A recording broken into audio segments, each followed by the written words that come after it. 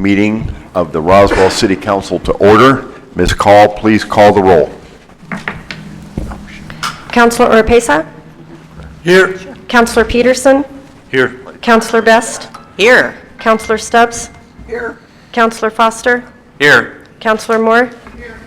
Councilor Robeck?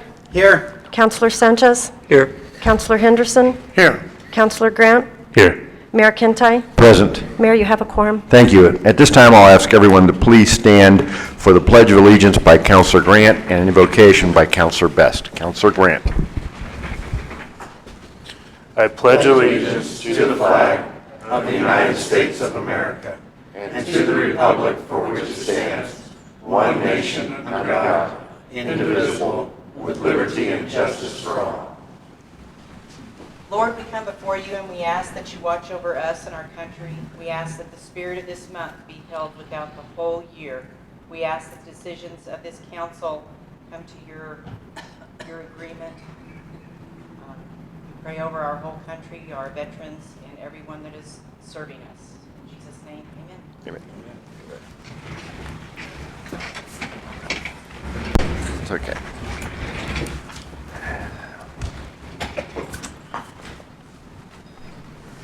Councilor Stubbs. Thank you, Mr. Mayor. I move to approve the agenda for the December 12th, 2019 regular city council meeting to include 3 leases and 5 resolutions on the consent agenda and the minutes from the November 14th, 2019 regular city council meeting. I have a motion by Councilor Stubbs and a second by Councilor Grant to approve the agenda. Any discussion or debate?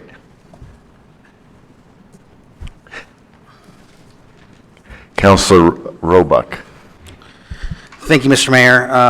I would like to move to remove item number 19, Resolution 19102, due to the fact that it lacked the votes to bring it to council. All right. I have a motion by Councilor Roebuck to amend the agenda by removing item number 19. Do I have a second? I have a second by Councilor Foster. We are now on the motion to amend. Any discussion or debate on the motion to amend the agenda by removing item 19?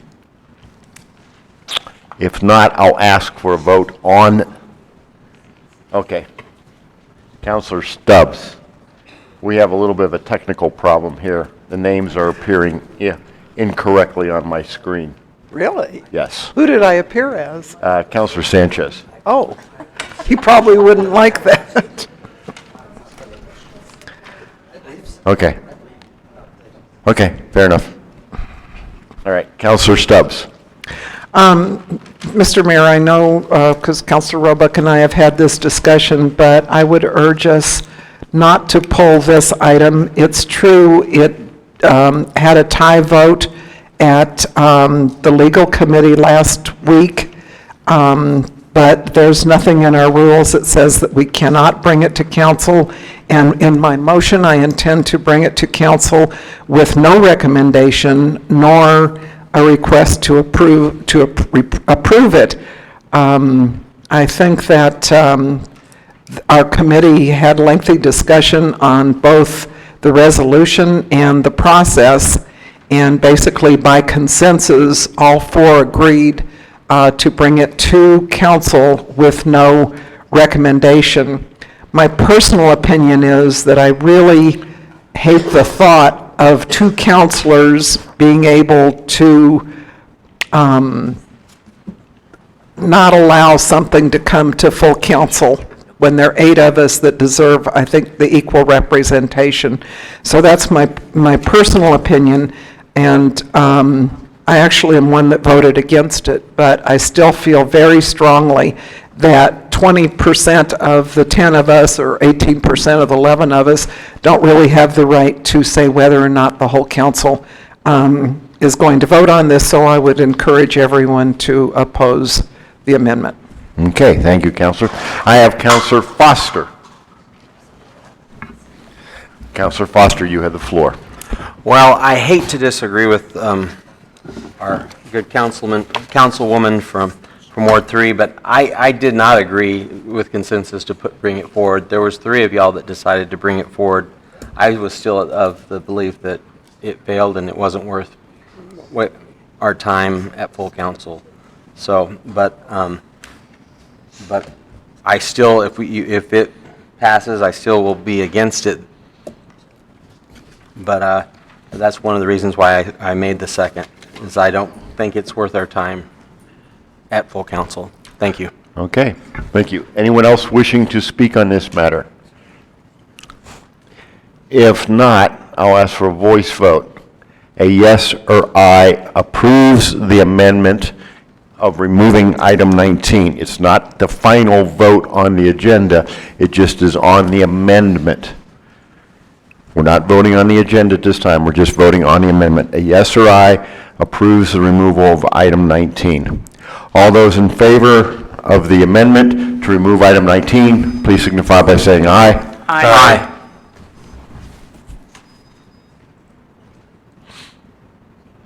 And all opposed say nay. Excuse me. Nay. All right, I'm sorry. I'm not getting a vote result up on my screen.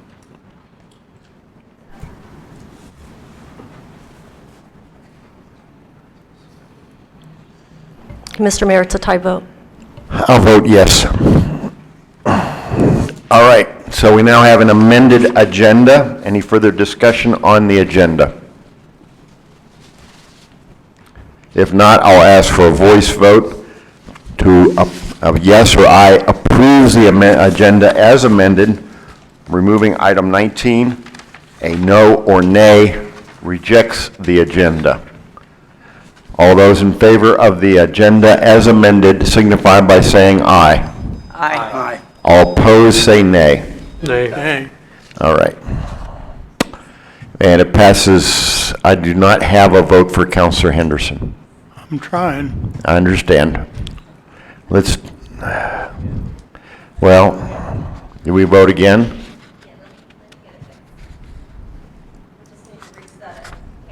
Okay.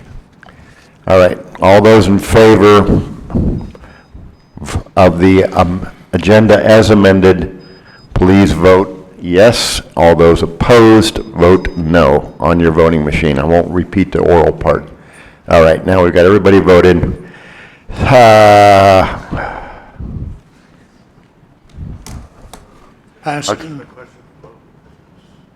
Okay, this is, we now have, the agenda failed.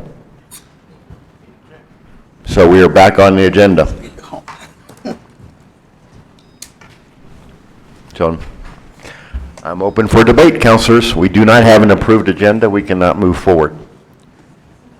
And we could adjourn the meeting. Be a short meeting.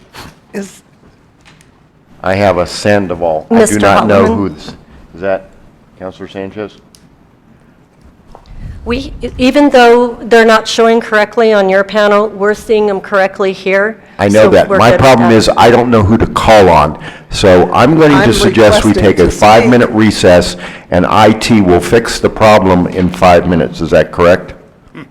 Okay, we are going to take a 5-minute, ladies and gentlemen, I apologize for this.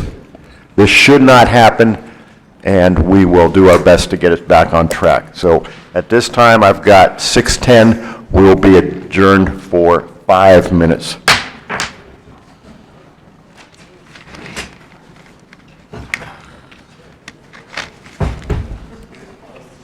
It did pass the first time, didn't it? I think it did. Remember, voted the wrong way. I wonder how come it showed up like that.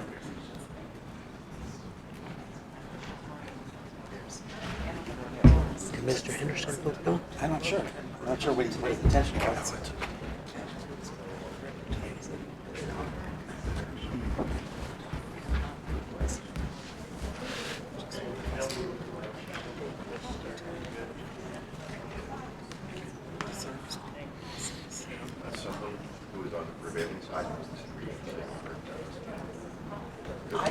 I don't think this vote correct.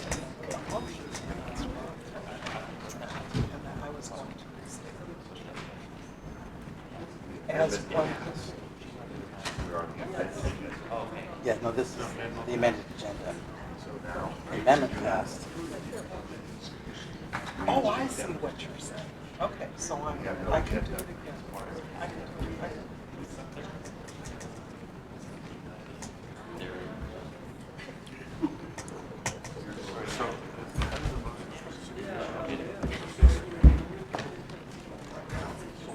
Yeah, let's do a voice vote. Yeah, I can. Roll call. The mayor should have, with the 5-5, he should have left it. Because now then you've got six. No, The first time it was yeah, six. he was trying to do my song. That doesn't matter though, what he voted, it was 6-3 doesn't matter. Yeah. Oh, I see. We don't get to re-vote, we don't get to call a recall.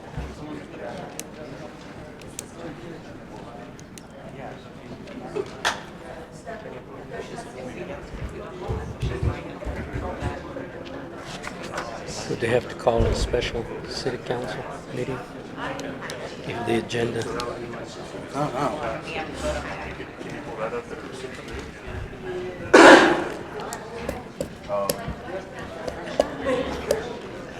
But, as one who voted in the majority, I can read it.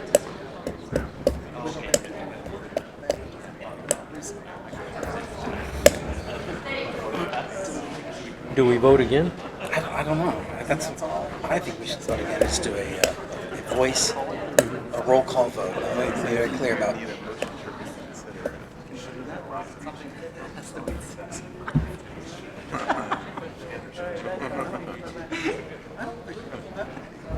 I'm gonna say no.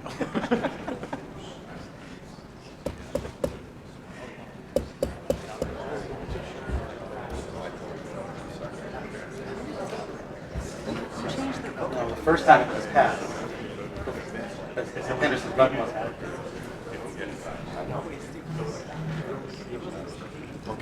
Yeah, the first time it passed. Because we couldn't get his vote. Yeah.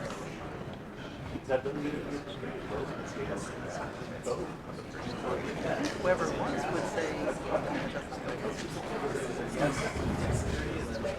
Without my teacher.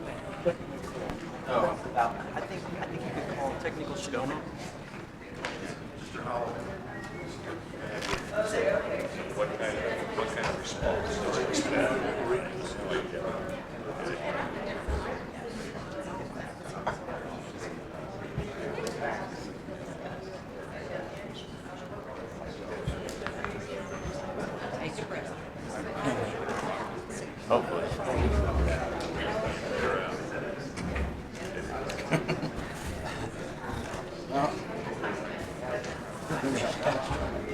So we'll see.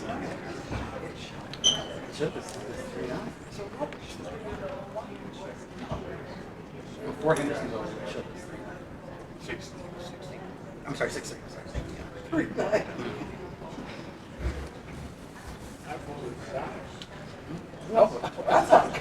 Good job.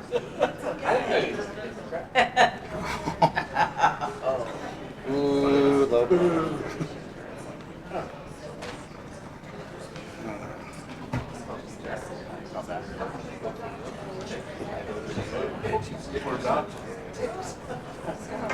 Save this.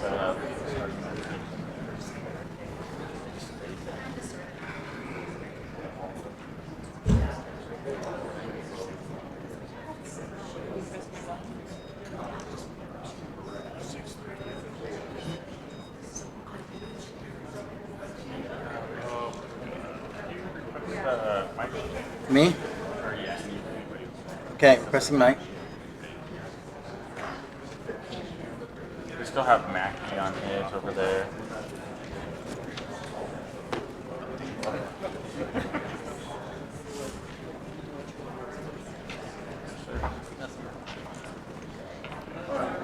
Here's the wrap. We actually had a 6-3 vote to approve the agenda. Right. When we went to try and get results or grant, but these crashed. We will re-vote, roll call. Okay. Agenda as amended. That was the vote.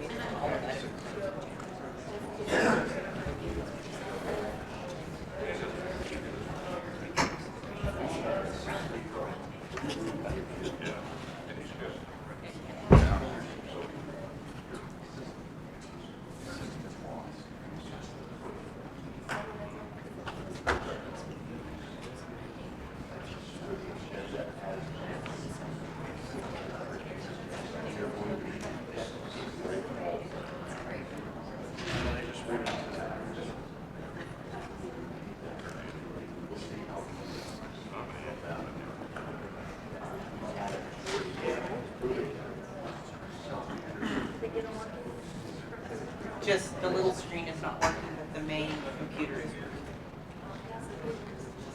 That's on. We have to holler.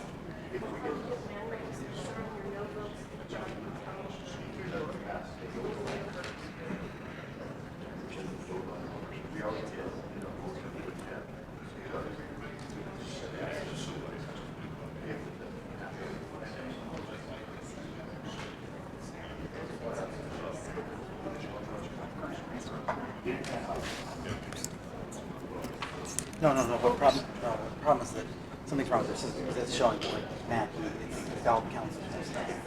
It crashed and went to some old setup or something.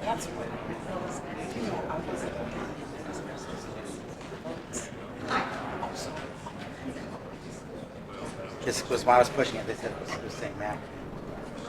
That's what it said. No, Sandoval. Yes.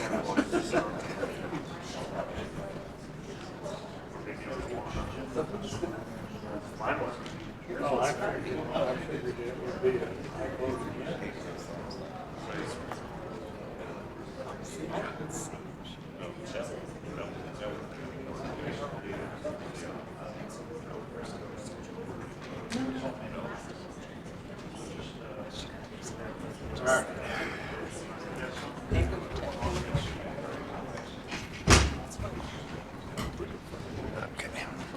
Longer. All right, ladies and gentlemen, time is 6:17. We're back in session. I apologize profusely. We have had a meltdown in our technical system here. We will not be using the digital system for voting or letting me know if you wish to speak. I'll strive to pay attention, counselors. Don't hesitate to wave an arm or throw something at me. Preferably something not real heavy. Where we were at is we had a vote to approve the agenda as amended. That vote was 6-3. Councilor Henderson's vote did not record. In an effort to utilize the system, we repeated, and we had a complete meltdown. We will now re-vote. I will ask you to repeat your vote in a roll call manner. Ms. Call will call the roll. A yes or aye approves the agenda as amended. A no or nay rejects the agenda. If we do not have an approved agenda, we are done for the evening. So once again, a yes or aye approves the agenda. A no or nay rejects it. Ms. Call, please call the roll. Counselor Oropesa? No. Counselor Peterson? No. Counselor Best? Yes. Counselor Stubbs? No. I would ask all of you, please speak in your microphone so that I can hear you clearly. Counselor Stubbs, would you repeat that, please? No. Thank you. Counselor Foster? Yes. Counselor Moore? No. Counselor Robeck? Yes. Counselor Sanchez? No. Counselor Henderson? Yes. We have 4 yes. Oh, I'm sorry, Counselor Grant, I forgot about you, I'm sorry. Sure, yes. Which one to go home? Is it no or yes?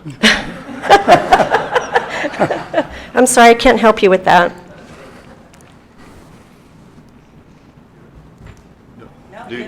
I said yes. Oh, did you get that he said yes? I did, thank you. Okay, So now, Mr. Mayor, it is a tie vote. okay, yes. Thank you, motion passes. All right. Counselor Moore or Counselor Moore? I have a question. I'd like to know if I can, if we can reconsider our vote from the initial amendment. Okay. Mr. Holloman. If it's within the same meeting, Robert's rules does allow you to make a motion to reconsider the vote. Can you speak up? If you're within the same meeting, I believe that Robert's rules allows a motion to reconsider a previous vote. So there would need to be a motion and a second on whether or not to take up again the same vote, and then you would make the vote again. Now, having the question I have is, this is I believe the amendment you wanted to, she wants, and did we need to act on that before it was approved? Yeah, I guess it would be a motion to reconsider the approval of the agenda. So the motion, in order to accomplish that, would be, number one, a motion to reconsider the approval of the agenda. If that passed, it would then be, you would be back on the approval of the agenda, and you would need an amendment to go to, basically to rehold the vote on the amendment again. Okay. So, we would have to have at least one person who is on the prevailing side of the passing motion to agree or to make to reconsider? If you'll give me just a moment, and I will confirm that that is the case. Okay.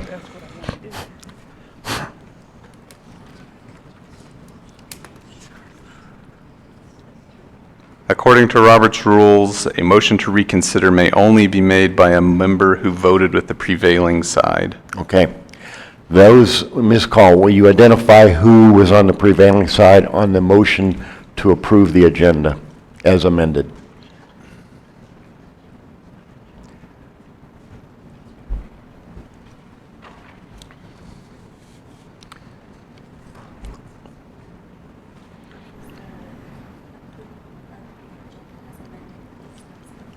This last one. That would be, yes votes were Counselor Best, Counselor Foster, Counselor Roebuck, Counselor Henderson, and Counselor Grant. Okay. Any of those individuals wishing to move to reconsider the agenda? Point of order, Mr. Mayor. Go ahead, Counselor. I think what Councilor Moore is saying is not the motion for the agenda, is the reconsideration of the amendment. But Mr. Holloman just explained, we had to go back to the action on the agenda. That has to be brought back up before Well, we the could go. agenda we just voted on it. Yes, we And I did. think it was, what was it, 6-4 or 5-5? 5-5 with myself as a tiebreaker. But, no, right, that vote, from what I understood, wasn't recorded. No, Ms. Call did a roll call vote. Right, that's correct. The one we just did was a roll call vote, which was a tie vote, which the mayor broke that vote and voted, Okay. broke the tie and voted yes. So are we going to deny Councilor Moore a reconsideration of her amended on the motion to amend? The difficulty is that if you try to go to the amendment before going to the underlying motion, then you have changed what the underlying motion was, and people might have not intended that change before addressing it. So on the vote of the approval of the agenda, if you address the amendment before the approval of the agenda, you're then changing the way people have voted on the approval of the agenda without addressing the merits of the amendment itself. So I think the better course of action is to first reconsider the motion for approval of the agenda, and then if there needs to be an additional consideration of the amendment, to then make the amendment, the motion to amend. Right now, but what I'm hearing is, from the mayor, is he will not allow a reconsideration vote because 5 voted for and 5 voted against, and so we would take one on the affirmative to reconsider, but this is to reconsider the agenda. The way the Roberts Rules reads, it says that a motion to reconsider may only be made by a member who voted with the prevailing side. But on the amendment vote, Councilor Moore voted in the affirmative. Right. So according to Robert Rules of Order, she would have a right to ask for reconsideration. I don't know that a motion for reconsideration, because of the difficulty in changing an amendment before you vote on the underlying. Well, if I Motion. understand Robert Rules of Order correctly, they don't specify they specify only a motion to be reconsidered. They don't specify what kind of motion can be reconsidered. The way I would read that is that an amendment is not the motion to be reconsidered, it's the actual item that's being voted on. I totally disagree, Mr. Mayor. Thank you, Because Counselor. I think she should have the right to ask for reconsideration if she changes her mind. I am, the parliamentarian under our rules is the city attorney, and we have a ruling from the city attorney. I mean, I'm just a procedural advisor, and if you can tell me any other way, but I don't see how, it just seems like if you allow the vote on the amendment, you're changing the underlying vote on the motion without having a vote on the motion, which doesn't seem All right. appropriate. I have Counselor Foster wishes to address. Go ahead, Counselor Foster. The way I interpret it, we've already voted on the agenda, and we voted on the agenda without 19 on it. Correct. So that's where we have to move forward. I mean, so to ask reconsideration, it's not on the agenda. So we have to vacate our agenda vote to even have it on, something to discuss. And since nobody who voted for the agenda is willing to have that move forward, then we have to move forward with the agenda that as presented without 19. She's confused. All right. The only reason I asked is because I asked prior to the second.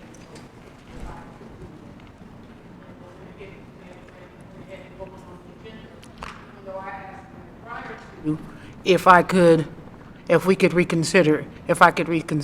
Then we came back and we asked for a vote on that agenda. That's the only reason, but if it's already voted, I'm okay.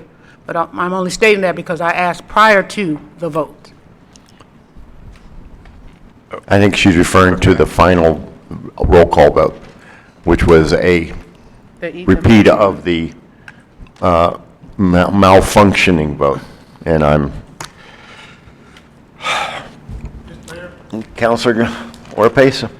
Mr. Mayor, I hope that you will reconsider the problems that we're having with the system to allow a reconsideration of the vote. Counselor, as the parliamentarian has set forth, if we have a motion to reconsider the agenda, we will act upon it. It has to be a motion by someone on the prevailing side. That brings the agenda back for discussion, and then at that time, the agenda can be amended again. Mr. Mayor, I appeal to the full council to take this action up for a vote for reconsideration. We don't have a motion by a member of the prevailing side. So, In the ruling, Mr. Mayor, Okay, we have a challenge to your ruling, Mr. Holloman. a challenge, I guess we need to know what the vote would be on as to whether or not to allow a person who is not in the prevailing side to reopen the main motion. Is that correct, Councilor Oropesa? well, what I'm saying is, based on what Councilor Moore has just indicated, that she asked before the motion for the final motion was taken, whether she would be able to ask for a reconsideration, and she was told yes. And so I hope that information will be taken into account. So, under Robert's rules, the chair is the one who makes rulings on procedure, but the body as a whole can appeal the ruling of the chair with a vote, but then we would need to know what the nature of the appeal is. So it sounds like what you're saying is that we would need to appeal, there's two matters to appeal. One, whether or not somebody who is in the minority may move to reconsider. The second would be whether or not you can reconsider a subsidiary motion without taking up the main motion itself. So which of those are you concerned with? Well, what I am concerned about is before the motion to approve, the final motion to approve the agenda was made, there was a request that was made, and that request was not considered before before the motion to approve the agenda was taken. And so I think that before the vote was taken on the final vote, she should have been allowed the ability to reconsider her vote.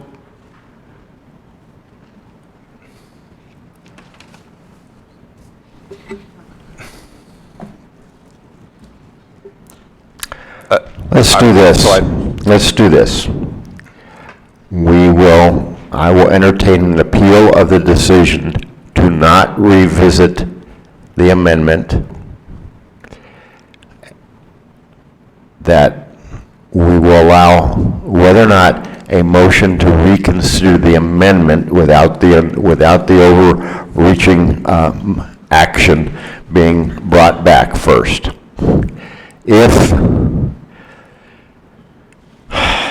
If it is amended, we will take it back. If it's unamended, we will take it back up. But this is, first we're going to decide whether the appeal of the decision not to take action again. Now, this is confusing, counselors, so let's walk through this carefully. Counselor Foster. As I understand it, we voted Yes. on our agenda, we had a malfunction, Yes. we backed up, and we said, okay, let's go, we're going to do a roll call vote and repeat the previous vote. In between that time is when Counselor Moore asked you. So we actually had a vote prior to her asking. We just didn't have it recorded. We just came back and repeated it orally so that we would have it. So, I mean, but the other problem I have with this whole issue is even some of the people who voted yes to have this on here probably are going to vote no for it, so it's a waste of our time right now. The whole issue on it is that it's talking about changing our rules so that if something fails in committee, it can't be brought to another committee. This failed in committee, but we brought it to the full council. I have a problem, it's just not worth our time, and it's not worth this whole. All right, Counselor Orpesa. Well, I would say to Counselor Foster, if you think it's a waste of time, then we shouldn't be here, because we're here to deal with the business of the community. And this is on the agenda, and it takes a vote to determine whether you want to go forward or not, whether you like it or not. That's the way the process works. You have a predetermined outcome already of what the vote is going to be, and that's the reason you don't want to hear it. Okay. But I don't think all of us have a predetermined. Okay, counselors, all right, this is what we're going to do. We're moving forward. We're going to treat this as an appeal of the conclusion of the chair, which was agreeing with Mr. Holloman. The appeal would be this: a yes overturns, this is an appeal, so it would overturn the decision of the chair. We will go back and entertain a motion to reconsider the amendment. Once again, a yes returns to taking on the motion to reconsider. It is not the motion to reconsider, it's just whether or not we overrule the finding of the chair. A no or nay continues on with the agenda. Are we clear? A yes takes us back to the agenda debate. A no moves us on with tonight's agenda. This will be a roll call vote. Ms. Call, please call. Councilor Roebuck. I just wanted a quick clarification. Can you give us the vote, the original vote on the amendment? Who voted which way? And while she's looking at that, I just wanted to ask Counselor Moore, at what point did you want to amend? No, we're not getting into back and forth. No. We're not doing it. Counselor, we're taking an action now. We're not going down that road. We're not we are not making inquiries of each other on the council. I'm merely trying to get a clear understanding of the facts. That's fine. We'll see if we go back to it, if the appeal goes forward or not.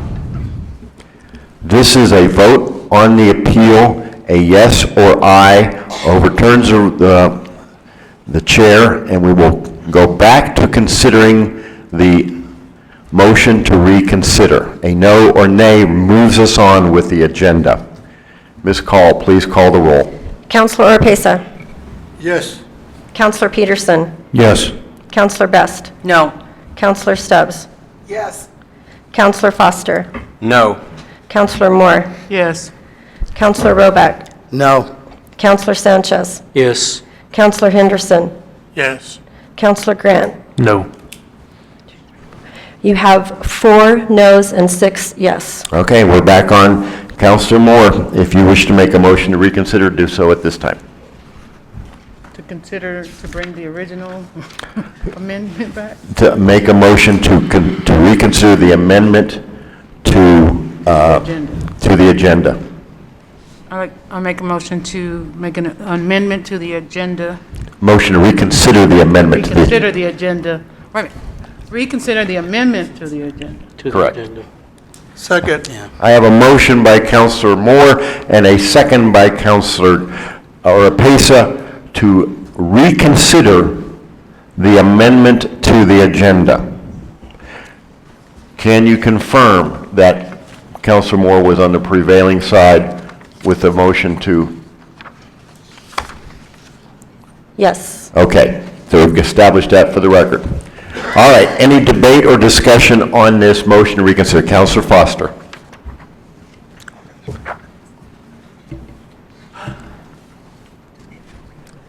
Let's see.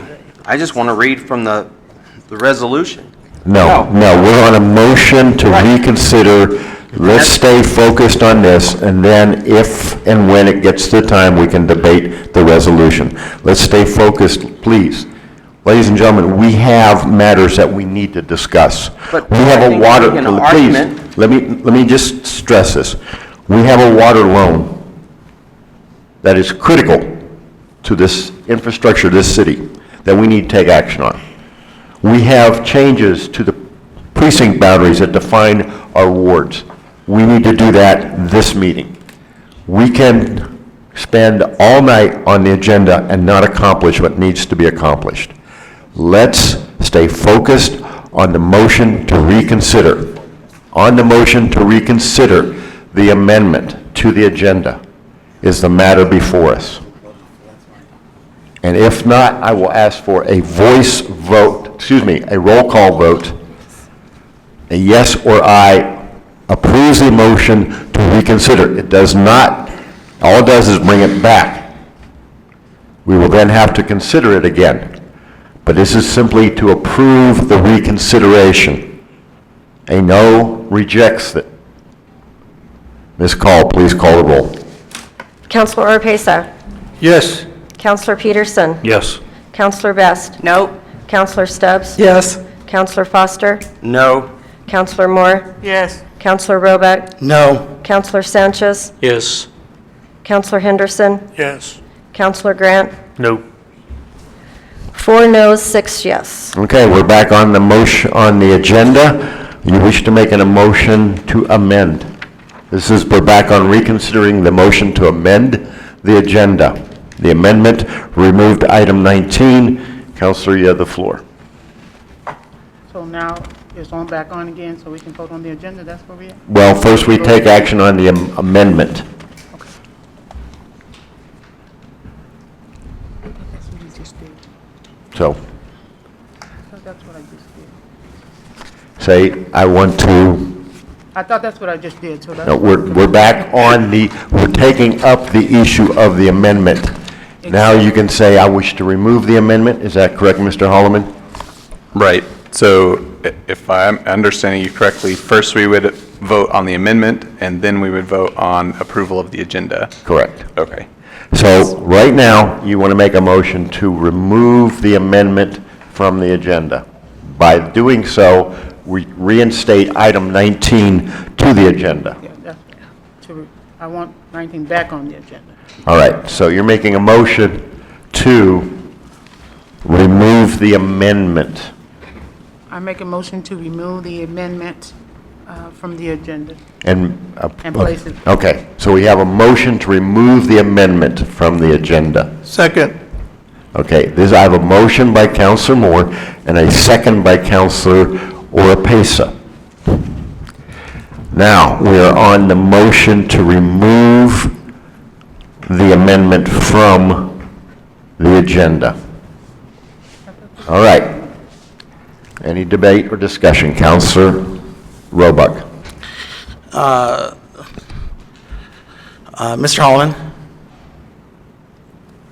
would you please review for me the ways something can be put on the city council agenda? So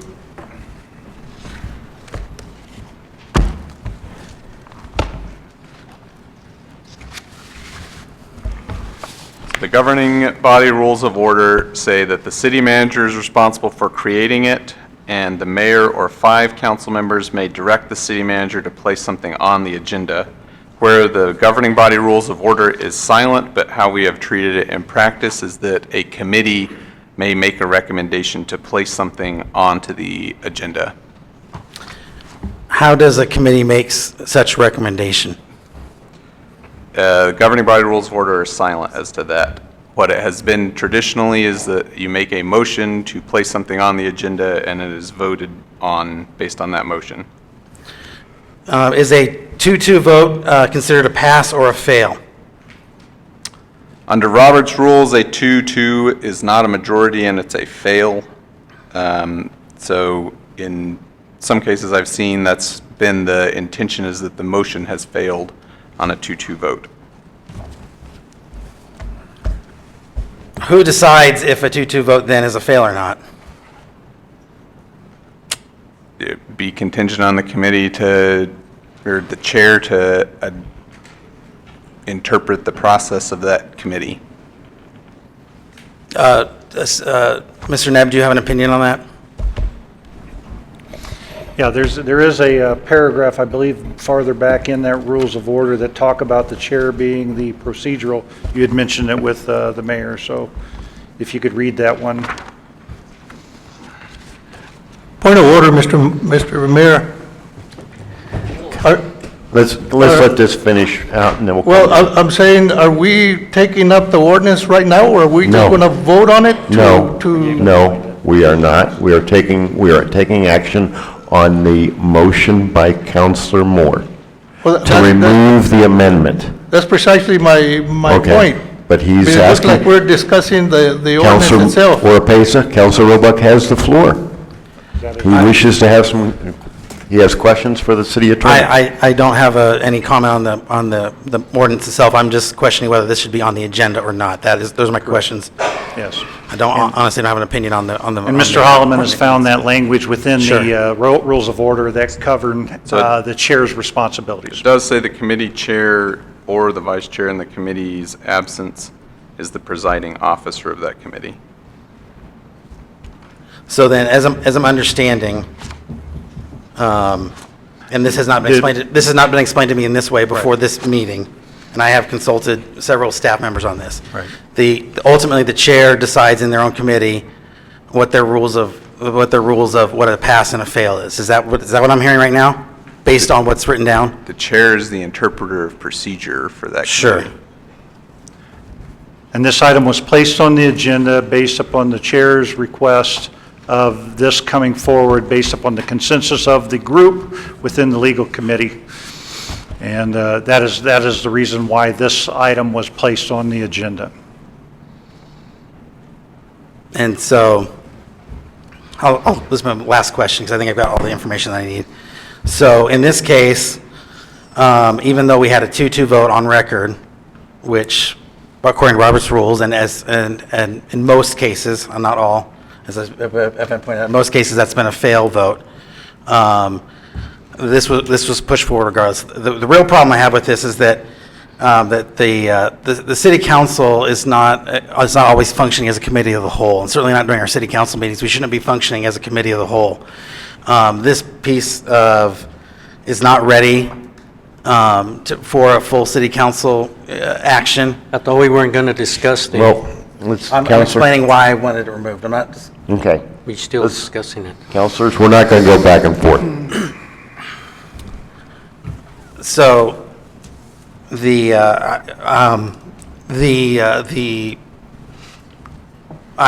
take I don't exception, not like emotionally, but I take exception to that we cannot function as a city council if we bring stuff to the council that is not ready for discussion. And I would encourage everybody before that we bring something, unless we need to have a city council as a committee of the whole, which is fine. We can arrange those kind of things, but in our normal meetings, those should not, in my opinion, they should not sort of function as a committee of the whole. I yield. Thank you. Counselor Stubbs. Thank you, Mr. Mayor. Obviously, I was the chair, or am, I hope still, the chair of the legal committee. We had quite a lengthy discussion, and it probably is because of my concern that we had quite a debate over, I don't know that it was a debate, a discussion over this. And the rules do not say that a 2-2 vote is a failure. And I don't consider it as a failure, and I'll tell you why. All the years that I've dealt with Robert's rules and I had been on this council, I've been taught that a committee vets an idea, meaning that the committee needs to look at it thoroughly, look at it in depth, and make some kind of recommendation to the rest of the body, whether it be an organization or whether it be, in this case, our council. And there was no recommendation that came out of the committee due to the vote. But we had the discussion, and I mentioned at that time what I mentioned earlier. I just personally don't think that 2 members of a 10-member body can make a decision to, in this case, kill something, which is what happened. So we did, by consensus, agree to bring it to the full committee, since number one, a 2-2 vote is not recognized as not bringing to the full council, and to allow full council to look at it. I think that we really need to allow process to happen, and I have seen for many, many years a committee bringing something to council, number one, with no recommendation, and number two, if I'm allowed to make this motion, it will be without the request to approve, it will be with a request to vote. So I was not involved in drafting the rules of order. I really don't think that they're all necessary. I think that we're adults. I think we should remember that we're representative of a constituency. And again, like I said, it just doesn't feel right to me that a few people can kill something. If it gets killed here or fails here, so be it.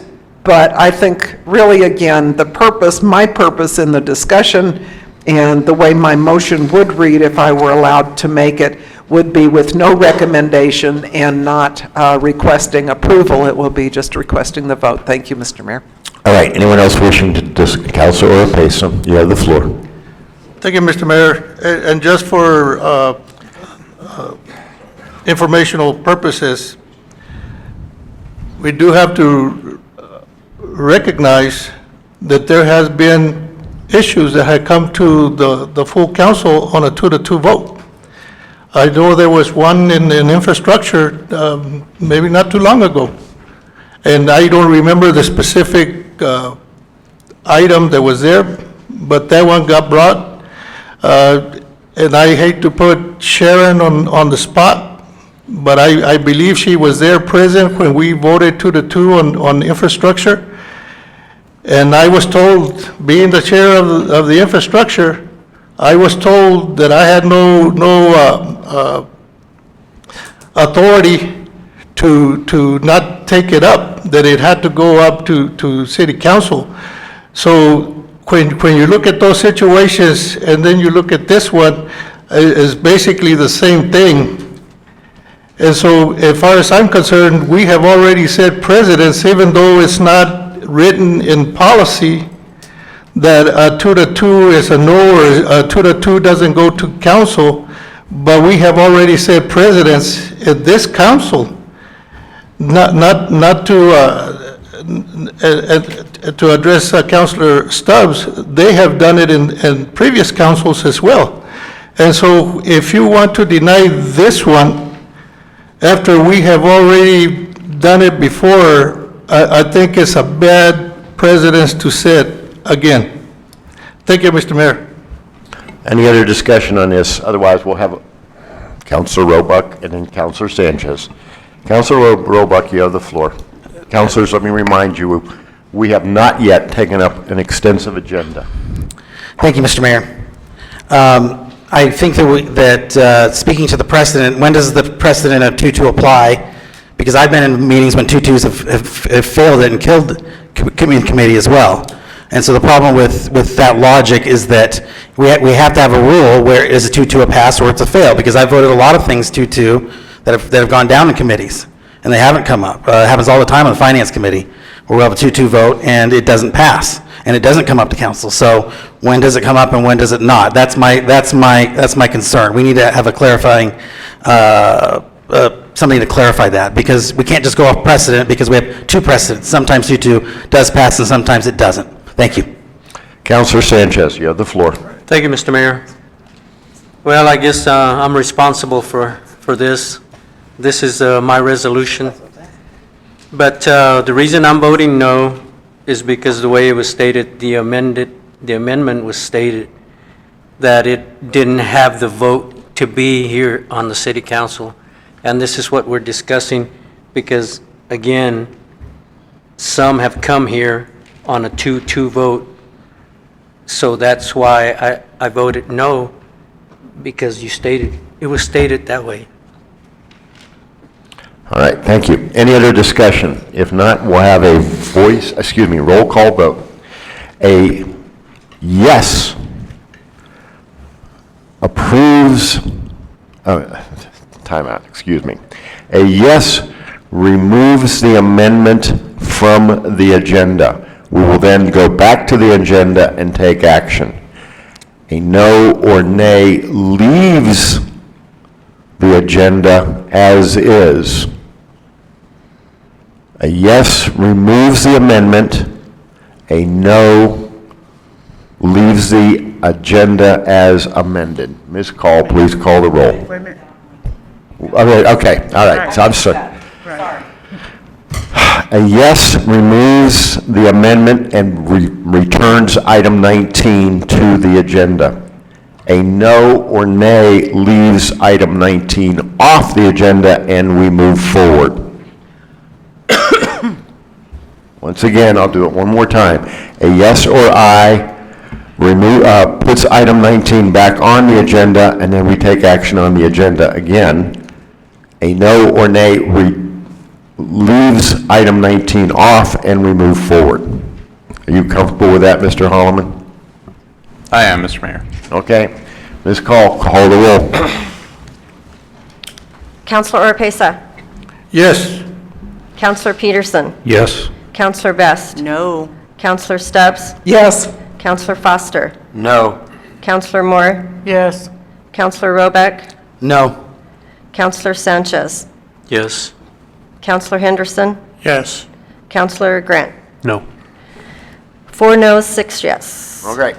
We are back on the agenda. Original agenda. Any further debate or discussion on the original agenda? No, we're on the original agenda motion.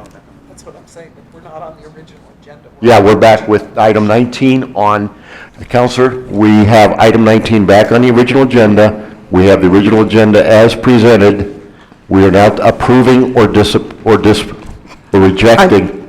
I'm not disagreeing with you, but I'm saying that we're voting not on the agenda, we're voting on the emotion. No, we already Approve the did. agenda.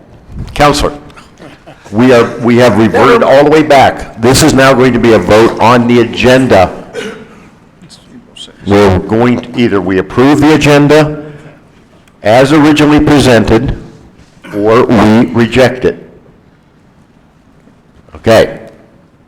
Roll call vote. Yes, approves the agenda as originally presented, a no, rejects it. Mayor, do you have a motion and a second? We are back. You don't think the Back, original excuse me. motion and agenda, a second applies? Because we did a For Stubbs and- reconsideration. Okay. Stubbs and Grant are the motion Correct. and the second, and then the vote. Okay, thank you. Yeah, because we did a reconsideration, we went back, we removed it, now we're still on the agenda, the original agenda. A yes or aye approves the agenda originally presented, a no or nay rejects it. Ms. Call the roll. Counselor Oropesa? Yes. Counselor Peterson? Yes. Counselor Best? No. Counselor Stubbs? Yes? Counselor Foster? No. Counselor Moore? Yes. Counselor Roebuck? Yes. Counselor Sanchez? Yes. Counselor Henderson? Yes. Counselor Grant? No. 3 no, 7 yes. All right, we're back on the agenda. Item number 3, Mr. Nebb. Sir, good evening, Mayor, City Council. In July of this year, we successfully opened our new Recreation and Aquatic Center. And as we head into the new year, I want to take you back through that project and talk about some of the things that we're moving forward with. I have some staff members here that I'll introduce to kind of walk through from bare ground all the way back through to where we're headed. So Trent Moore, our interim projects and facilities director, Marcos Gallegos, our recreation director, and Juan Fuentes, our administrative service director, will take individual pieces, and we want to walk you through bringing us up into the new year. Thank you. Thank you, Joe, Mayor, councilors. The next few slides is just a snapshot of the construction project. It's a snapshot of the Roswell Recreation and Aquatic Center project. The first slide here depicts the groundbreaking, the site preparation, all the dirt moving, and so on. The second slide depicts the casting slab. These casting slabs are what all the walls were poured on before they were tilted up. As you can see in the background, there's also another casting slab being poured. That is the gymnasium casting slab. These are the molds. In these molds go all the conduit, rebar, anything you want in the wall before the wall is casted. Once these molds cure, they break the molds off and stand the walls up. Here's a casting slab that has been cured and is in the process of being tilted up and secured in position. This is a continuation of that process. On the right-hand side, you can see parts of the gymnasium being stood up, and on the left, the multi-purpose rooms. In this slide here, you're looking at the overhead structural steel. The structural steel keeps the walls from moving laterally and also supports your roofing system. This is a continuation of that structural steel. This is in between the gymnasium and the multi-purpose rooms. Again, this supports the roofing system, keeps the walls from moving laterally. You can also see some of the HVAC ducting in this picture. Moving to the outdoor pool. This is the outdoor pool after all the plumbing has been installed, all the different systems have been installed. It's been formed and shotcreted. It is ready for the finishes to go on. And this is a completed pool. There are a lot of steps in between there, but this, like I said, is a snapshot Shows the slide and all the features of the outdoor pool. Moving indoor to the gymnasium, this is all the mechanical and electrical systems. We're going into the gymnasium, the air curtains, the basketball goals, and all the different systems needed to operate that. This is the completed gymnasium with a Dynafloor and all the different items, the lighting and everything is very nice. Moving into the indoor lap pool. This is as the plumbing had gone in. Originally there was a concrete casting slab that all the walls were poured on and then tilted up. That concrete was then removed. The hole was dug. These gentlemen here in the picture are starting to lay the rebar in to get ready for the shotcrete and the finishing processes. And then, of course, this is the finished process, or the finished indoor pool. These systems here, these are the chlorination modules. They control all of the chemicals in the pool. It's continually sampling the water condition, and it adds chlorine or different chemicals as needed on demand instantly. Also lets us know when the filters need to be backwashed. It keeps an eye on the UV filtration system, lets us know if there's an issue there. And it does all this automated. This is one of the state-of-the-art systems in the country. This is a snapshot of a magazine article, International Aquatics, that Roswell was depicted in. It was depicted in this article for those state-of-the-art systems, the UV systems, the chlorination system, and all that is what the article talked about, and the high quality of the water in these pools. And this is the completion of the pool. Thank you. Okay. Okay, Mr. Gallegos. Thank you, Mayor, Council. Good evening. My name is Marcus Gallegos, Recreation Manager. So we had our opening day on June 29th, 2019. We estimated about 1,100 patrons came to the door that day. They came for the opening ceremonies to see the mayor and council do their first basketball shoot, jump in the pool. The mayor did the first slide. We did a ton of facility tours that day. We had 364 paid guests that day in particular. We did a bunch of giveaways, food, beach balls, those type of things.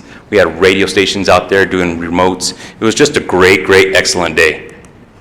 So I'm going to give you some numbers now. Currently we have 496 memberships that we've had since opening day. They break down in about 260 annual memberships, 212 summer seasonal memberships, and 24 fall season memberships. We estimate about 35,000 people have walked through the doors at the Recreation Aquatic Center since opening day. Those are pool admissions, recreation admissions, memberships, sports camps, vacation fund programs. We've done a lot of parties and rentals. Roswell Independent Schools had a fun fit family night that brought over 600 people there. Our sports leagues, from our volleyballs leagues to our basketball leagues, practices, spectators, and still to this day we do a ton of tours almost daily. People coming into the center wanting to see what Roswell built them. So far this year, since June 29th, we brought in $225,000 in revenue just from the center itself. That's our pool programs such as water aerobics, swimming lessons. We have our pool admissions, the actual paid people going into the pool, pool rentals, actually renting the pool at night to have private parties, our recreational programs such as our vacation fund programs and our sports camps, recreational admissions, that covers people going into open gym, our spectator admissions, those type of things. Our concession has brought in $42,000 just from the snack bars alone so far this year. And we have sold $32,000 in recreational memberships and $1,900 in recreational rentals. That's our party room that we rent out. You could see the revenue. Of course, we expected a high opening day, high opening month. We did dip down in August, which we expected because kids went back to school. They're not able to go every day, just like they were before.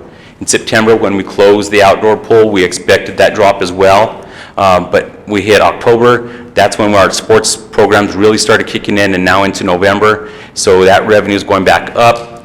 Now that our season starts now at the beginning of the year, you're going to see that revenue continue to climb for admissions and the concessions.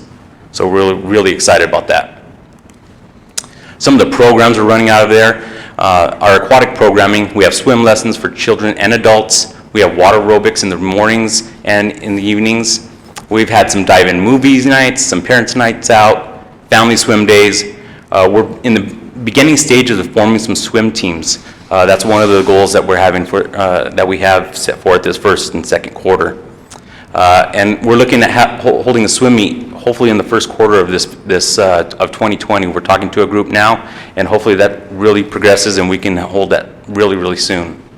On the recreational side, we have our sports camps that run out of there, and we're looking at doing something a little bit different this summer for our sports camps. We do have our sports leagues, youth volleyball, which went really well. Adult volleyball doubled in participation. Our youth basketball, we had over 750 kids just sign up now for basketball, and then we also run youth soccer out of there. We have our vacation sports camps. It's actually a redesign of our vacation fund program that we had before. We're taking a different look at how we're going to present that. It really centers around sports activity, some crafts, and really trying to focus and make sure all our kids know how to swim. We have a pool. We're going to make sure these kids get in the water. We want all our kids to learn how to swim. It makes it safe and fun for them. We've had some runs. We just finished our reindeer run last week. Great turnout. We have a run for the zoo, alien chase, and a turtle marathon. We have a father-daughter dance coming up, and then in the summer we hold a mother-son kickball tournament. United Pool Management, effective January 31st, we're non-renewing the contract to manage the day-to-day operations. It's always been the intentions of the city to run the pool ourselves, and we feel now is the right time to do that. We're currently working on hiring a full-time aquatic manager. Hopefully this person will be in the next couple of weeks to view the facility, the city, and we hope to have someone in place by that time under my direction. It increases our flexibility with seasonal lifeguards that we're able to control. It also helps us on the rec side. Ability to change policies and procedures that better suit our guests. Before we're contractually bound by a lot of their policies and procedures, this allows myself and my staff to make those decisions that we think are best for us and our guests. It also increases the accountability for the lifeguard staff to better serve and protect our guests to make sure they're all safe. I'd like to publicly thank Sean Legg, Jessica Walker, and all the United Management staff for their dedication and commitment to the city of Roswell and helping us open this beautiful new aquatic center. So looking forward, we're working with a small group of local community members to form swim teams, not only out of the center, but other pools throughout the city as well, to hold regular swim meets at the center, try to bring more people in there. We're in the beginning stages of it, but we anticipate having at least a few teams this summer and growing from there. We're now offering party packages at the Roswell Recreation Aquatic Center. We're bringing up some rack cards, getting some information out there. We have 3 different tiers, a do-it-yourself, a basic, and a deluxe package to try to fit everybody's needs and budgets. And finally, we're just looking to finish out our next 6 months so we can analyze the rest of the year. We can start tracking trends so I can start deciding on if there's any changes that need to be made to serve our citizens the best of our abilities. Thank you. Thank you, Mr. Mayor, councilors. Just I want to provide just a quick financial summary of the financial resource that we have dedicated for servicing this project. And so what I'll be describing just this quick pie chart. So the city has issued 2 GRT-related debt bonds. One in 2015, which terms in 2027, and of course, the recreation bond that terms in 2037. The debt service payments for 2019 for the 2015 were $351,000. For the 2017 was about a little bit over $1 million. So what the pie chart here illustrates is of the total GRT that the city generates, which is about in 2019 about $34 million. We have dedicated about 4% of that, about $1.3 million, to service both debts. So that's what you see in the pie chart here. Focusing narrowly just on the recreation center, the dedicated GRT for the Recreation and Aquatic Center generates approximately about $2.1 million. The pie chart here illustrates that of the total GRT generated specifically for the Recreation Center, about 32% of that is dedicated for the debt service, which means the remaining amount is used for, as Marcus described, for personnel, operation, and maintenance of the facility. So we will be able to service this debt from now until it terms on 2037. Thank you, Mr. Mayor and councilors. Right, councilors, questions, comments for staff? Councilor Orpesa? Thank you, Mr. Mayor. I just have a question for Marcos. Yes, Councilor. You said that you're getting the swimming part of it, you're working with others to try and get swimming program going. Does that include that Caprock swimming team? Caprock currently operates out of the Nimmy pool, and at this time, they don't plan on utilizing our pool for their practices. Maybe some types of practices, but they're everyday practices that they have. I've been told at this time that they're interested in staying in there at Nimmy, mainly because they have free reign of it right now. They don't have to really pay anything. They can practice when they want to. And so at this time, and that doesn't mean that in the future that things could change. So who are the individuals that you're working with? Is it the schools or is it? No, we're someone at NIMI, just different people throughout the city that have ties to aquatics, maybe like Linda Vista Pool, the college pool, trying to get them interested in bringing kids into their pools to build swim teams to hold meets at our center. Okay, thank you. You're welcome. I have Councilor Roebuck, Councilor Henderson. Thank you, Mr. Mayor. Thank you for the information, a lot of really good stuff, and I know it's been a huge task that you guys have undertaken getting this thing up and running, and it feels like it's trending in the right direction. I'm also really excited, and I really hope that, I think swim is a great sport for a community to have as much as possible, and I'm really excited that you guys are pushing that. I hope that it does well. Thank you. I yield. Okay, thank you. I have Councilor Henderson and then Councilor Grant. Councilor Henderson. Thank you, Mayor. Well, Marcus and Trent, we appreciate your leadership with this, and maybe Juan, you could speak to this. I'm interested in knowing when we went into this, we made certain projections as to what we thought would happen in the way of revenue and expenses. So can you speak as to the accuracy of those projections? And we initiated some gross receipts tax to help fund the project. And I'm interested in knowing if the revenue from those taxes is sufficient. Mr. Mayor and Councilor Henderson, I did do some research since, I wasn't here at that time, but I did pull an article back in 2017 that talked about the meeting when you all voted on the ordinances.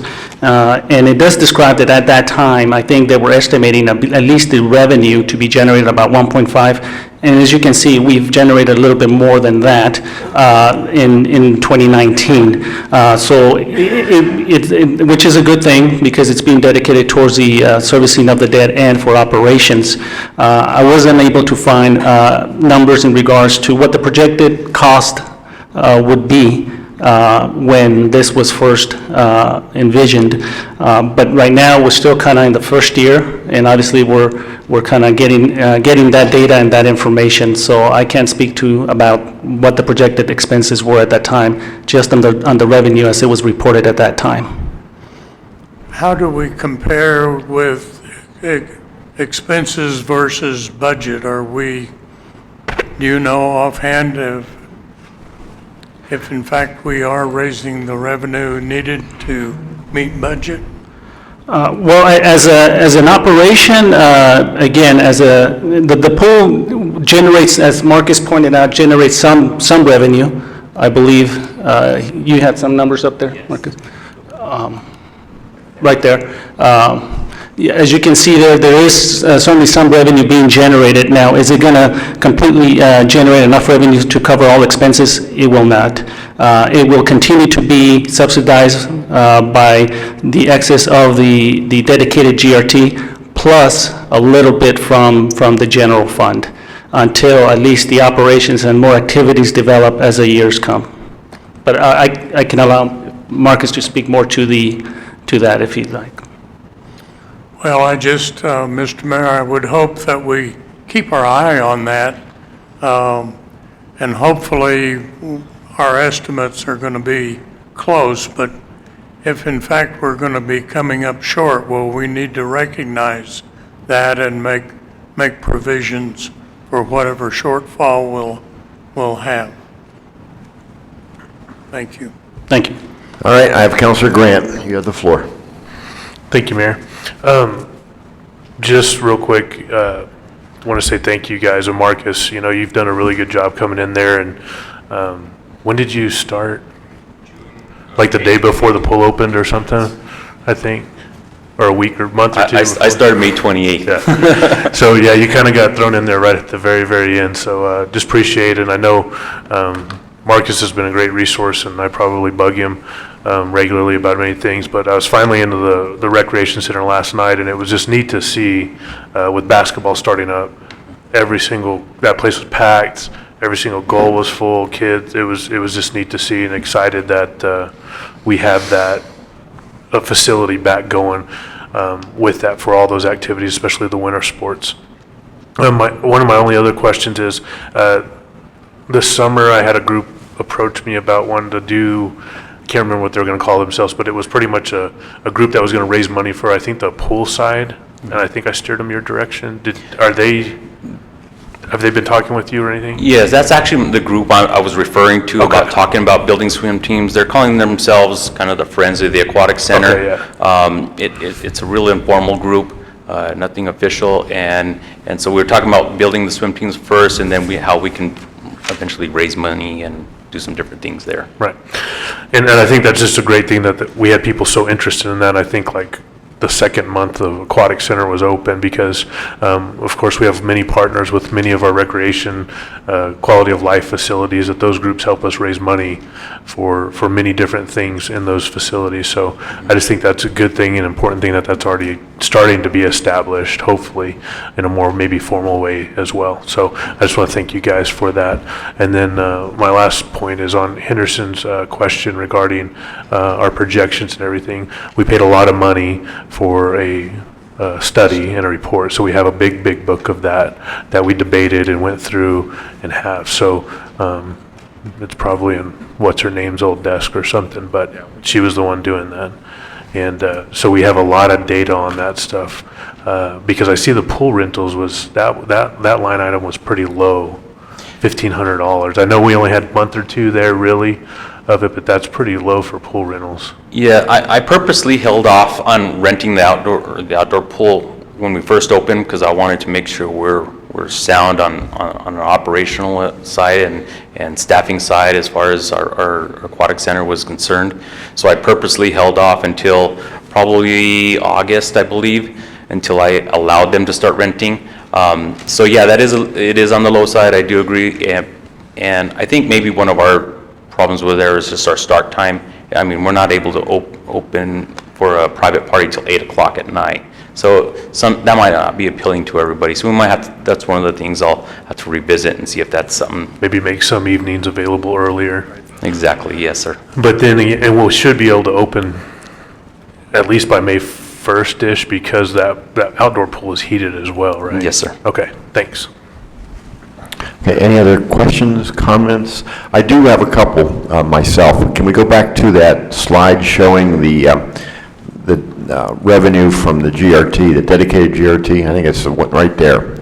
I think this is important to look at because that dedicated GRT is producing over $2 million.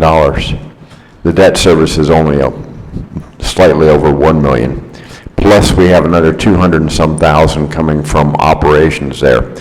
To me, this looks very solid. These are solid-looking numbers.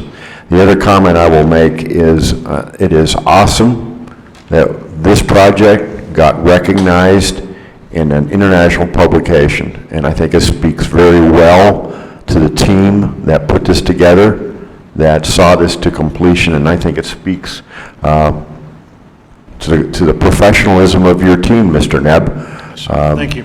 You guys came along. There's been some changes in personnel, but the consistency and excellence is something this community needs to be proud of, and this council needs to be appreciative of. So that's all I got. Anything else? We'll go on to item number 4. Item number 4, Councilor Stubbs. Thank you, Mr. Mayor. This is at the recommendation of the Legal Committee that I move to hold a public hearing and approve proposed ordinance 1908, revising Articles 4 and 20, and adding a new Article 21 to the existing zoning codes to incorporate tiny homes. I have a motion by Councilor Stubbs and a second by Councilor Foster to have a public hearing and vote on proposed ordinance 1908. Mr. Morris. Good evening. The genesis of all this was that staff started receiving some inquiries, a number of inquiries about tiny homes recently over the last year, and so did the state. The state enacted their own administrative code to define these things. And so we wanted to try to get out in front of something, had to have something on the books. If these did pop up, we did have some concerns about the appropriate locations of these, but also realize that they can be very beneficial in certain circumstances. They can also be used very creatively, not always to the best of the interest of the city. So what we did was we started with what the state had adopted, and basically they defined tiny homes as anything less than 400 square feet or less in size. That's basically a 2-car garage. That's what we're talking about here. The intent of the proposed amendments is to create places that are appropriate for them in the short term. If we have to make adjustments later, if they come in mass, we could look at that. So we wanted to look at where could they go, and the 2 places that we looked at were maybe allowing them as a permitted use within existing residential mobile home subdivisions that we already have out there. And also we wanted to create our own separate subdivision just for tiny houses. So the 3 changes that we're doing, that we incorporated within the text amendments here: 1, add a definition. So basically you have little houses and big houses. If it's 400 square feet or less, it would be a tiny home. Greater than that, it'd be a standard, it could be a standard home. Change 2 would be to modify the residential mobile home subdivision to allow tiny houses as permitted uses. That's the existing Article 20, and then to create a new Article 21, which is the tiny house subdivision. At the first reading, a resident came up, an engineer, and basically recommended that we consider allowing R1 uses to be incorporated as both permitted and special uses in the zoning district, the mobile home zoning district. Staff concurs and has written the draft text amendments to include those in there. Planning and zoning heard this and recommended approval 7-0. Legal heard this, recommended approval by a vote of 3-1. And this was heard last month, recommending a public hearing by a vote of 8-0. And I stand for any questions. All right, thank you, Mr. Morris. At this time, ladies and gentlemen, this is a public hearing. and vote. So as such, even if you have not signed up to speak on this proposed ordinance 1908, you may do so at this time. Is there anyone here wishing to speak in opposition to this proposed ordinance? Anyone wishing to speak in opposition? Let the record reflect no one chose to speak in opposition.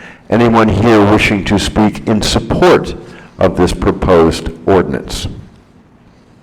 I have one person. Would you please come forward, ma'am? State your name and your address. You will have 3 minutes. Let me ask, is our clock working? Okay, because I don't have any way of seeing it. You'll have to call it. My name is Carla Murphy. I live at 408 South Missouri here in Roswell. You a little closer to the microphone. I'm sorry, ma'am. Am I too short? No, just you can move. Mr. Morris, will you kind of help it get a little closer? So I am too short. Carla Murphy, 408 South Missouri.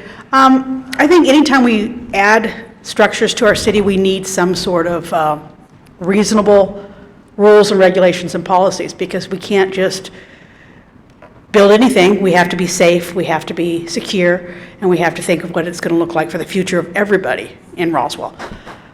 My concern is that we don't over-regulate. Roswell needs homes. So rather than just considering a subdivision or a mobile home, you might also consider whether you'd subdivide some of our larger lots. I live in the historic area, and I have a very large lot. Something like this would be good to put in the back of a house. So you don't just limit ourselves, think a bit more. But I do agree that it does need to be regulated, and we do need to look at it, because obviously we want people to be safe and secure. But like I said, don't limit to just mobile homes or its own subdivision. This has a lot of potential. Don't limit Roswell. That's all I have. Thank you, ma'am. Anyone else wishing to speak in support of the proposed ordinance? I have another person. Come forward, please state your name and address. Hello, my name is Christine Sproul, 2307 North Grand. I have been looking at tiny houses and alternative building for many years now, and there's a real potential for that. I think that we have to make sure that we're discerning the difference between the quote man camps and someone who's actually building a tiny house. You have two different kinds of people there. Tiny houses being built, a quality house, perhaps of concrete, is one that could be utilized in the short term, but in the long term it could be utilized and it would actually save resources here. You know, a tiny house, you don't need as much to heat, don't need as much to cool. And I've met quite a few people who are actually great citizens, good neighbors that live in a tiny house. I think we cannot judge someone because they choose to live smaller. And in the younger generation coming up right now, they're choosing not to build these big houses, and a lot of them are choosing not to have children, and they want to live small but have big experiences in the world versus just staying at home. Thank you. Thank you. Anyone else wishing to speak in support? Anyone else? Let the record reflect no one else came forward. Anyone wishing to speak on this matter at all? All right. Let the record reflect no one else came forward. Councilors, discussion, debate on this proposed ordinance. I have Councilor Orpesa. Thank you, Mr. Mayor. You know, I think the concept is good. I just have questions just for matter of my own personal clarification. Mm-hmm. Was this brought up in an effort to try and address the homelessness situation here? No, it was just kind of brought up because we were hearing a lot of dealing with a lot of phone calls, concerns, questions across the board. Homelessness or homeless solutions do include these small houses. In many places, a lot of vet villages are based on utilizing these as structures for housing folks, but no, it came in from all sorts of different locations. And one thing that I don't see, and I hope I never will see it, is if a family, let's say a family of 5, 6, were they going to be regulated in an effort to not be able to live in a tiny home? Or is there going to be some kind of stipulation as to how many people can live in a tiny home? There isn't, because the definition of a family can be very, very difficult. It can be very extended. It could be across the board. And so I think most communities have kind of tried not to tell you how many people you're supposed to have in a family. And so it's a single family residence. There's a size limitation. The reality is, if somebody tries to put a lot of folks into basically a 2-car garage, it's very difficult to live in. It just won't work. So there's a possibility that you could regulate the number of people that live in a tiny home? No, go ahead. No. There's nothing in here that regulates the number of people in a house. Okay, thank you. Other question, Councilor Sanchez. Thank you, Mr. Mayor. Mr. Morris, how big are the lots going to be? Are they going to vary, or for a tiny house? The site conditions are listed in here in the text amendments. Even though there's a small house, you still have full-size stuff that goes with it. Full-size trucks, full-size carports, full-size sheds, full-size driveways, sidewalks. All the other elements are still full-size. So those have been taken into consideration here. And as part of the development of, let's say, the tiny home subdivision, we'll take a look at the setbacks that are required, there's screening that's required, just like other subdivisions. So all those other conditions are still in place. Is there going to be a mixture of tiny homes and mobile homes together in the same neighborhood? It would be these text amendments would allow mobile home parks to place tiny homes with them. They're about the same size in many cases. So it's not really a difference as opposed to a single-family community, a standard single-family community with a tiny home next to it. The sizes are about the same. And yes, that's the intent, to allow them to go into mobile home parks if they want to. They're very similar. How would that look, with mobile homes and then a tiny house? And they're located within. They're all kind of smaller type of structures.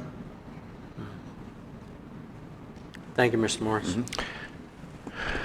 Questions, councilors? Anyone else? If not, I will ask for a roll call vote. A yes or aye approves proposed ordinance 1908 as presented. A no or nay rejects it. Once again, a yes or aye approves ordinance 1908. A no or nay rejects it. Ms. Carr, please call the roll. Counselor Oropesa? Yes. Counselor Peterson? Yes. Counselor Best? Yes. Counselor Stubbs? Yes. Counselor Foster? Yes. Counselor Moore? Yes. Counselor Robeck? Yes. Counselor Sanchez? Yes. Counselor Henderson? Yes. Counselor Grant? Yes. Motion passes. Thank you. Thank you. Next up, item number 5, Councilor Oropesa. Thank you, Mr. Mayor. I move that this council hold a public hearing and vote on proposed ordinance 19-09 to support NMED Clean Water revolving loan to fund the wastewater treatment facility, dewatering facility in the amount of $5,500,000 for design and construction. I have a motion by Councilor Oropesa and a second by Councilor Peterson to have a public hearing and vote on proposed ordinance 1909. Good evening, Mayor and Councilors. 1909 is in support of a loan to fund improvements at the wastewater treatment plant. It's a loan administered by New Mexico Environment Department, NMED, Clean Water Revolving Fund loan. It would be for $5.5 million. The terms would be 20 years and 1.2% interest rate. The payments work out to about $310,000 per year. The Infrastructure Committee voted in favor of this 4-0 at the October meeting. It came up last month at the full council meeting, and today we're having the public hearing on it. Yeah, this is all a review. It was brought up at the last meeting. Our existing final process is drying beds, the sludge, which is the brown-black stuff more on the left. It dries mostly by exposure to the air and getting turned by the brown bear. The stuff on the bottom gets turned to the top to evaporate too, so the liquid can evaporate. The new process would move more towards screw presses. You can see those on the right. The $5.5 million that we're asking for would get us 2 screw presses, the building, the connections to the existing facilities, and also all the professional services, the surveying, the engineering, the construction inspection. That's it. I stand for questions. All right, thank you, sir. At this time, ladies and gentlemen, we're having a public hearing. As with the previous item, this is an opportunity for those in the audience to participate, even if you did not sign up to do so. Is there anyone here who wishes to speak in opposition to proposed ordinance 1909? Anyone wishing to speak in opposition? Let the record reflect no one came forward to speak in opposition. Is there anyone here wishing to speak in support of proposed ordinance 1909? Anyone wishing to speak in support? Let the record reflect no one chose to come forward to speak in support. Is there anyone here who wishes to speak on this matter at all? Let the record reflect no one chose to come forward to speak. Councilors, comments, questions? Discussion? I have Councilor Henderson. Thank you. In reference to these screw press, you mentioned that we would for the $5.5 million, we would get is it 2 of these? Yes. And so the 2 of them, will they handle, obviously, we've calculated what the capacity is for these instruments, so is there some slack in the rope? In other words, is there some growth that we can use these, or when will we have to buy the 3rd one? You know, I'll have to defer to Daniel, if he's still here on that. Evening, Councilor Henderson, Councilors, Mayor. Yes, that'll be determined on growth. So right now, we estimate the 3.3 million gallons a day that of water that we process. Right now, those 2 machines will handle the capacity that we have, plus a little more. The building itself will be large enough to handle 2 more screw presses as needed when it's necessary. Okay. So the design for the building is designed for larger. So we built some growth into the, Yes, sir. to the planning of Yes, these. sir. And that'll cut the drying time down probably by 80%. So now, right now, the liquid goes in, it's 99% water. So then we decant it, and it takes about, the winter time, it takes about 3-4 months. It takes all winter for us to decant, evaporate it, and get it processed for composting. So these machines will turn out 18% solids, which is a significant difference. Do you have an estimate of how long it takes for the construction to be completed? No, sir. Generally, it'll take about 6 to 9 months, I would say, for construction. But then you take in consideration on some of the machineries, they won't start construction until they have the larger components in hand because of the lead time of these items. I see. Well, thank you for your information. I just wanted to make a comment that it's my understanding that we can initiate these bonds without having to raise the rates for our wastewater. But I would assume at some point we need to have a close study as to what our revenues are and our expense. This is a little over $300,000 a year in order to amortize these bonds, so this probably pushes us up, according to the study that I think Mr. Fuentes Yes, sir. made, pretty well pushes us to the limit on our capital outlay bonding capacity. So anyway, we need to keep a close watch on that, Mr. Mayor, and I think that at some point, if we need to, we need to look at raising those rates. Yes, sir. Thank you. All right, thank you. Anyone else wishing to speak on this matter? Counselors? If not, I will have a roll call vote. A yes or aye approves proposed ordinance 1909. A no or nay rejects it. Once again, a yes or aye approves proposed ordinance 1909. A no or nay rejects it. Ms. Call, please call the roll. Counselor Oropesa? Yes. Counselor Peterson? Yes. Counselor Best? Yes. Counselor Stubbs? Yes. Counselor Foster? Yes. Counselor Moore? Yes. Counselor Robeck? Yes. Counselor Sanchez? Yes. Counselor Henderson? Yes. Counselor Grant? Yes. Motion passes. Thank you. Next up, item number 6, Counselor Stubbs. Thank you, Mr. Mayor.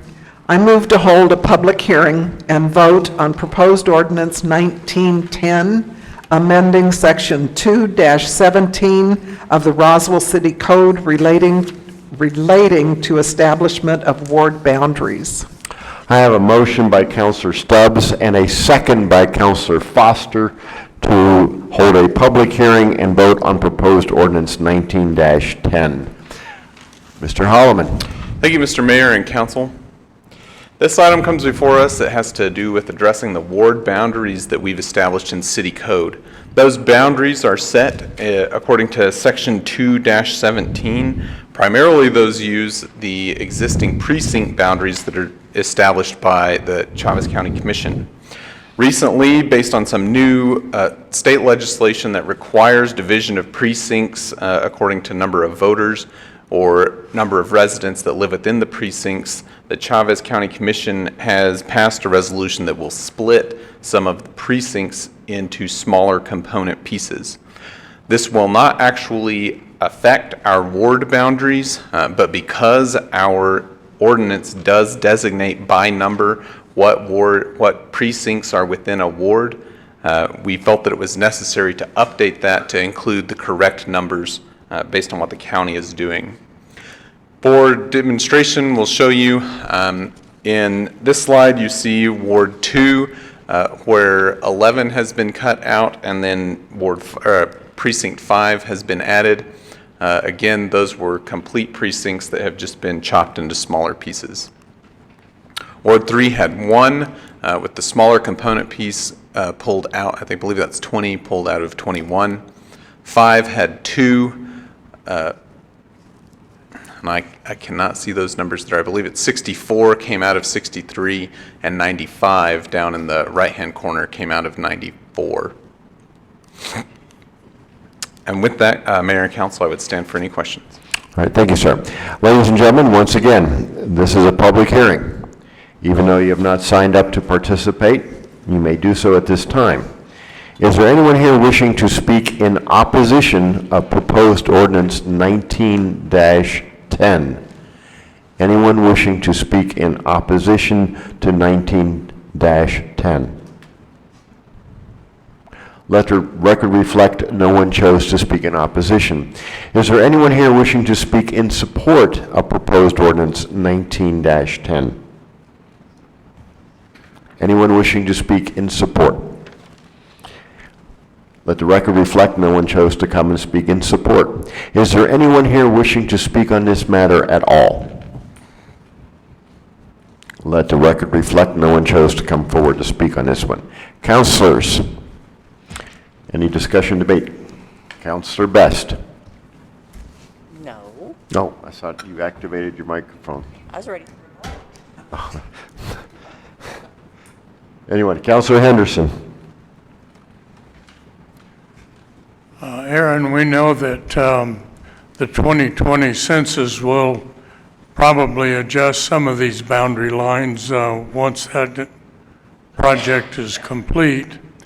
But I assume that, that the number of people on our existing map are in the range of about 10,000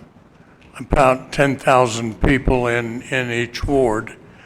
But when you made these if we didn't adjust the boundaries, I assume that things are as is, without any change or having to manipulate any of the boundaries based on population. So I think your question is that even if we did not adopt this, would the ward boundaries change? Well, I just wanted to make sure that there was an equality of the number of people in each ward. So it's not only, the division is not only based on the number of people within the wards, it's also based on the number of voters from the past 3 elections.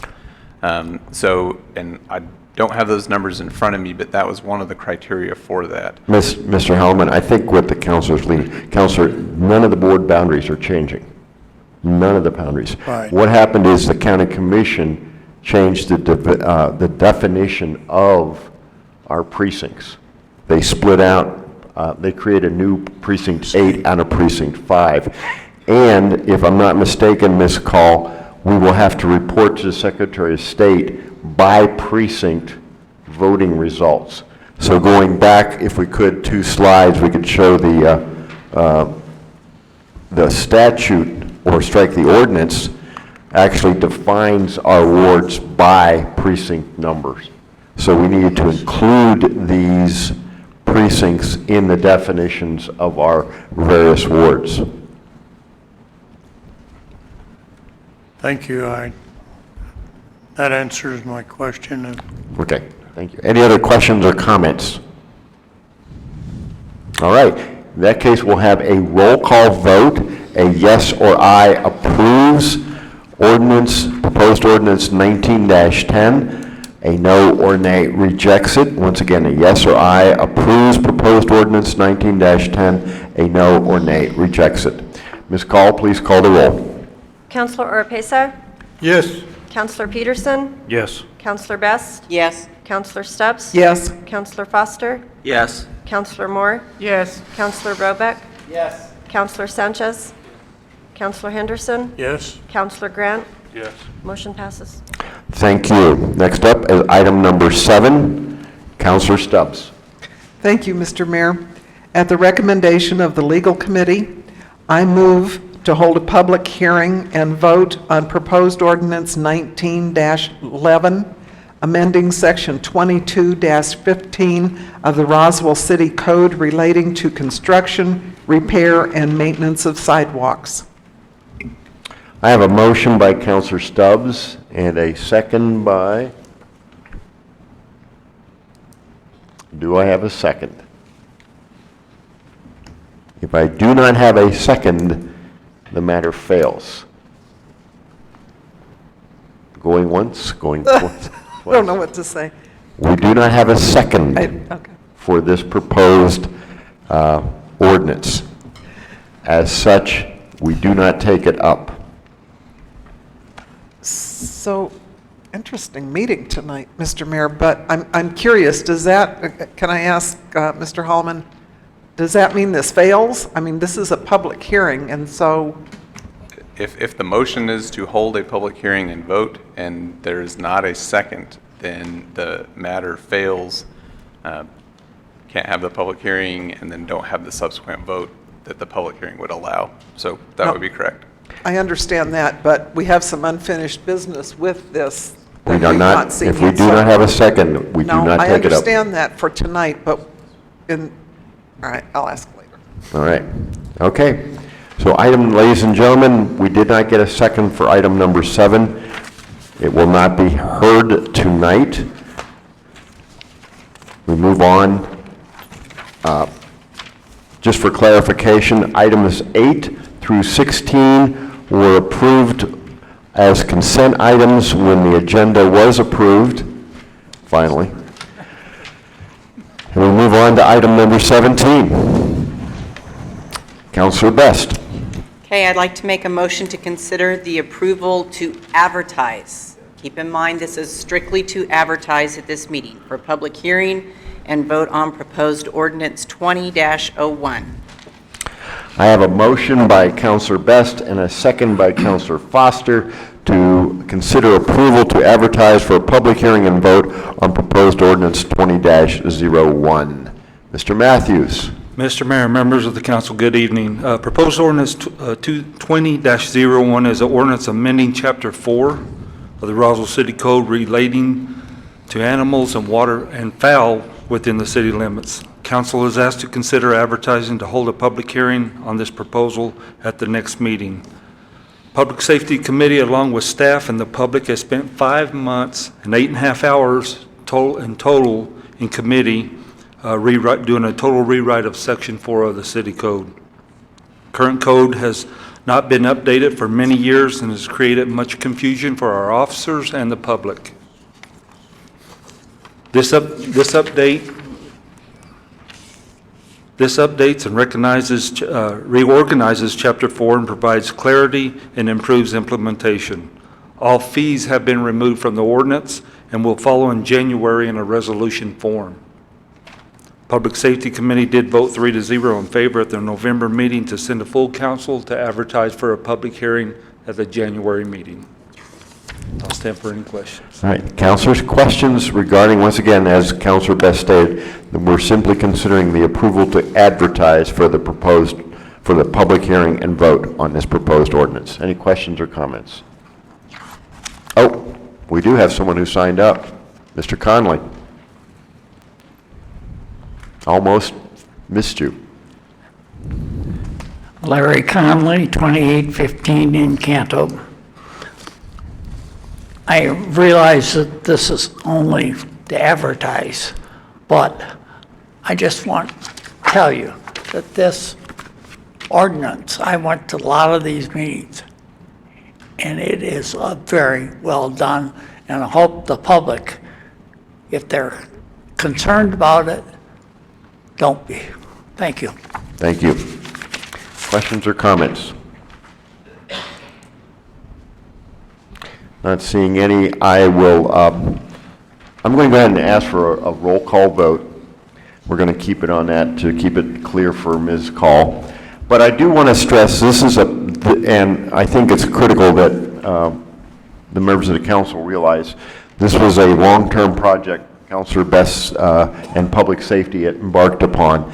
And I strongly urge any member of the council who is not familiar with what has happened, if they have any questions or concerns, get together with Mr. Matthews and anyone else, Mr. Holloman, and they can walk you through it. And I encourage you to do that before the council meeting in January. Please get any concerns or questions resolved. And Mr. Parker, I beg your pardon. He spent the hours in it. All right. All right. And once again, any questions or comments? Otherwise, we'll go for a roll call vote. The vote, yes, approves the advertisement for a future public hearing at the January meeting and vote at that time on proposed ordinance 20-1. A yes or aye approves the advertisement for a public hearing. A no or nay rejects it. Ms. Call, please call the roll. Counselor Oropesa? Yes. Counselor Peterson? Yes. Counselor Best? Yes. Counselor Stubbs? Yes. Counselor Foster? Yes. Counselor Moore? Yes. Counselor Robeck? Yes. Counselor Sanchez? Yes. Counselor Henderson? Yes. Counselor Grant? Yes. Motion passes. All right, thank you. Item number 18, Counselor Stubbs. Thank you, Mr. Mayor. At the recommendation of the Legal Committee, I move to advertise for a public hearing and vote at the January 2020 regular City Council meeting, ordinance number 20-02, amending Section 24-1 of the Roswell City Code and adopting the most recent version of the Uniform Traffic Ordinance. I have a motion by Counselor Stubbs and a second by Counselor Foster to approve strike that, to approve advertisement for a public hearing and vote on proposed ordinance 20-02. Mr. Holloman. Thank you, Mr. Mayor and Council. The proposed ordinance 2002 has to do with the Uniform Traffic Code. Once it becomes adopted, it's the Uniform Traffic Ordinance. This is promulgated by the New Mexico Municipal League. In large part, it follows the state statutes for any changes in the traffic code. Once we've adopted a uniform traffic ordinance, we then have the ability to cite into municipal court for traffic violations.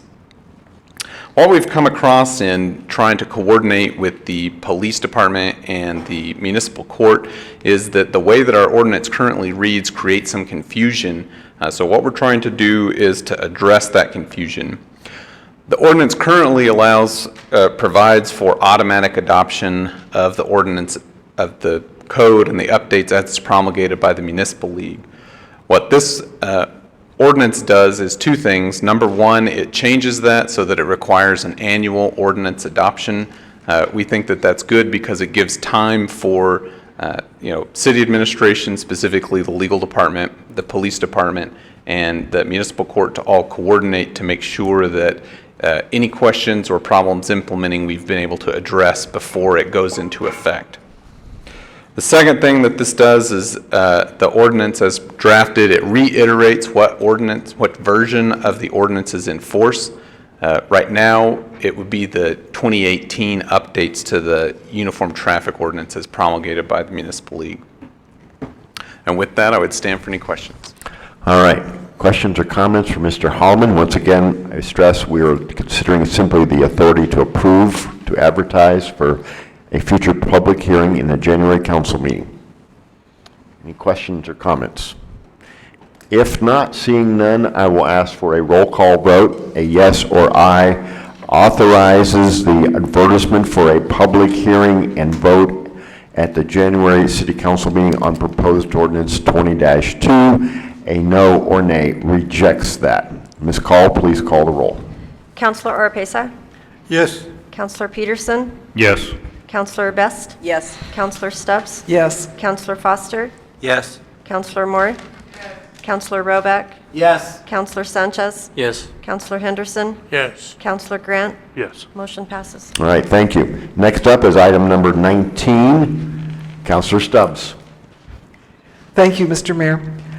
Since the legal committee decided to bring this resolution to the governing body without a recommendation, I move to vote on Resolution 19-102, amending the governing body rules of order to extend certain restrictions on committees, on committee agendas, and to add a section regarding budgeted items receive priority.